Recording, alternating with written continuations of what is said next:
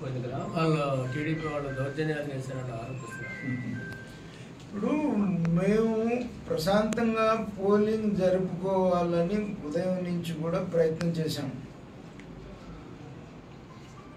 అయినా కూడా పోలింగ్ సక్రమంగా జరగనీయకుండా అడ్డుపడ్డటువంటి అరాచక శక్తుల్ని అడ్డుకొని పోలింగ్ చేశారు. నేను చెప్పింది అంతే కదా, అరాచక శక్తులను అడ్డుకొని పోలింగ్ చేశారు.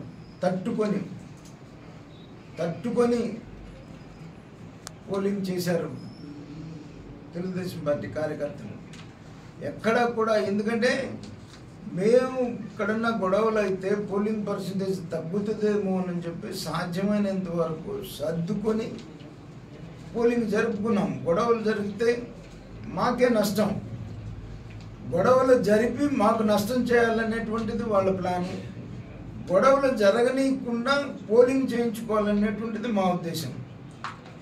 ఆ గొడవలు సృష్టించారు, చాలా వరకు బరాయించి బేరు చేసి తట్టుకోలేక ఎదురు నిలబడ్డారు అక్కడక్కడ కార్యకర్తలు.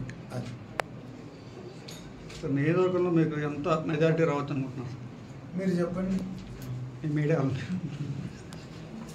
ఖచ్చితంగా నేను గెలుస్తున్నాను. రాష్ట్రంలో తెలుగుదేశం పార్టీ కూటమి గెలుస్తుంది. చంద్రబాబు నాయుడు గారు ముఖ్యమంత్రి అవటం ఖాయం. టీడీపీ, జనసేన, బీజేపీ కార్యకర్తలు కూడా నేను హృదయపూర్వక ధన్యవాదాలు తెలియజేస్తా ఉన్నాను. జనసేన కార్యకర్తలు కూడా గట్టిగా, జనసేన బీజేపీ కార్యకర్తలు కూడా చాలా గట్టిగా నిలబడి పోలింగ్ చేశారు. నిన్న రాడ్లు సీను జనసేన నాయకుడికి మరి తలకాయ పగిలి దగ్గర 17 కుట్లు పడినాయి. దాన్ని తీవ్రంగా ఖండిస్తున్నాం. ముద్దాయిల్ని ఖచ్చితంగా శిక్షించాలి, శిక్షించేటట్టు చూస్తాం, ఖచ్చితంగా చూస్తాం. అటువంటి అరాచక శక్తుల్ని మరి శిక్షించాల్సిన అవసరం చాలా ఉంది. అటువంటి మరి బీజేపీ, జనసేన నాయకులకి, కార్యకర్తలకి అందరికీ కూడా నేను హృదయపూర్వక ధన్యవాదాలు తెలియజేస్తా ఉన్నాను.